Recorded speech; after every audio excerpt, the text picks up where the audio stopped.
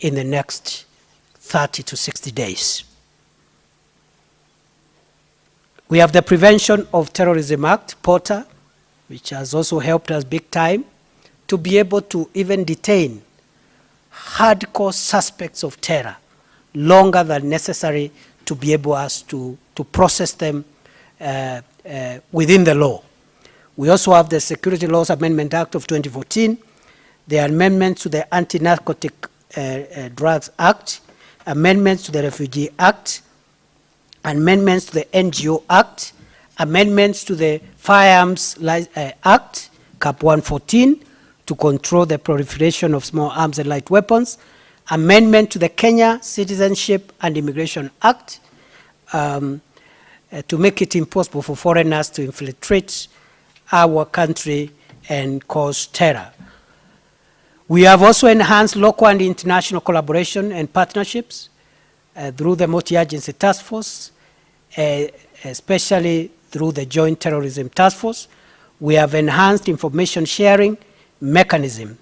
We have enhanced financial regulation by the Central Bank of Kenya. We have also enhanced the deployment of modern technology in policing, including the use of Integrated Command Center, that is the IC3, the use of drones increasingly, especially now with the police modernization, equipment modernization program, and also facial and motor vehicle recognition capabilities. So, Honorable Speaker, the American fatalities and Kenyan employees of the US Embassy affected by the bombing incidents were compensated, while no such consideration was given to the other Kenyan.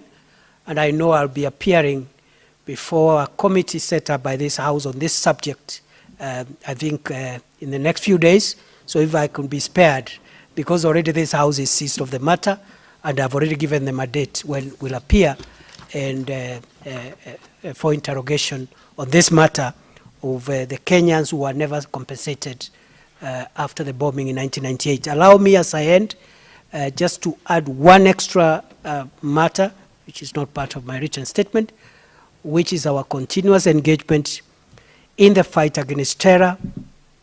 Terror poses an existential threat to our country. We have all seen what has happened in the Middle East. One small gap in the fight against terror can have devastating effects. So we are not leaving anything for chance. We are concerned with the situation right now in Northeastern. I want to promise the country I will spend more time in Northeastern in the coming days and weeks, because we must bring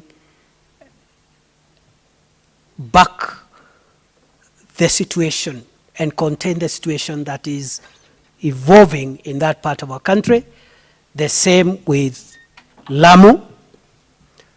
And on Lamu, I think I had promised to be there from today, but I had to honor this House. I know I'm appearing again before many other committees of the National Assembly tomorrow, so I may have to postpone my journey for a while as I attend to these other obligations.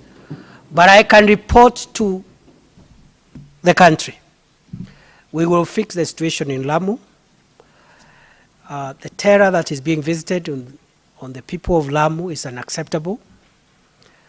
And before the end of this week, in the next 2 days, the Ministry of Interior is going to publish those suspects that we consider to be the chief planners and those who bear the greatest responsibility in planning, financing, and orchestrating the violence that has visited Lamu County in the recent weeks.